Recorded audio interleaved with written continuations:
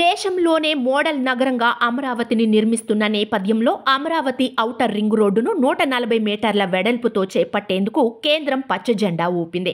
గతంలో ఈ ఓఆర్ఆర్ 70 మీటర్ల వెడల్పుకు కేంద్రం అంగీకారం తెలుపగా ఇప్పుడు ఇది సరిపోదంటూ చంద్రబాబు కేంద్రంపై ఒత్తిడి తేవటంతో అంగీకరించడం జరిగింది. రాబోవు 50 ఏళ్లలో పెరగబోవు వాహన రద్దీని దృష్టిలో పెట్టుకుని 150 మీటర్ల వెడల్పుతో ఓఆర్ఆర్ ఉండాలని చంద్రబాబు పట్టుబట్టగా కేంద్రం 140 మీటర్లకు అంగీకరించింది. ఓఆర్ఆర్తో పాటు రాష్ట్రంలోని పలు నేషనల్ హైవే ప్రాజెక్టులపై ఏపీ సీఎం చంద్రబాబు నాయుడు మరియు కేంద్ర రవాణా, జాతీయ రహదారుల మంత్రి నితిన్ గడ్కరీ మార్చి 5న ఢిల్లీలో జరిగిన సమావేశంలో కీలక నిర్ణయాలు తీసుకున్నారు.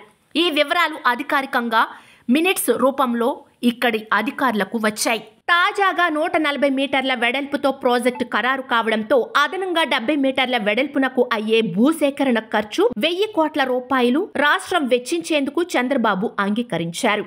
ఓఆర్ఆర్కు 2 అనుసంధాన రోడ్లైన విజయవాడ పశ్చిమ వైపు బైపాస్ నిర్మాణం తుది దశలో ఉండగా ఇప్పుడు తూర్పు వైపు 4 వరుసలతో బైపాస్ నిర్మించడానికి ప్రతిపాదించారు.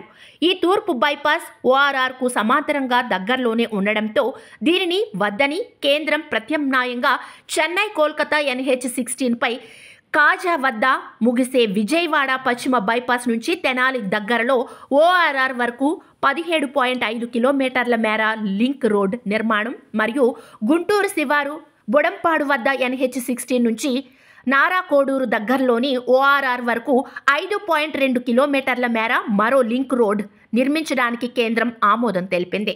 అలాగే గొల్లపూడి నుంచి రాజధాని ప్రాంతం మీదుగా కాజా వరకు ఉన్న విజయవాడ వెస్ట్ బైపాస్లో 4 చోట్ల వంతెనలకు అంగీకారం తెలిపింది.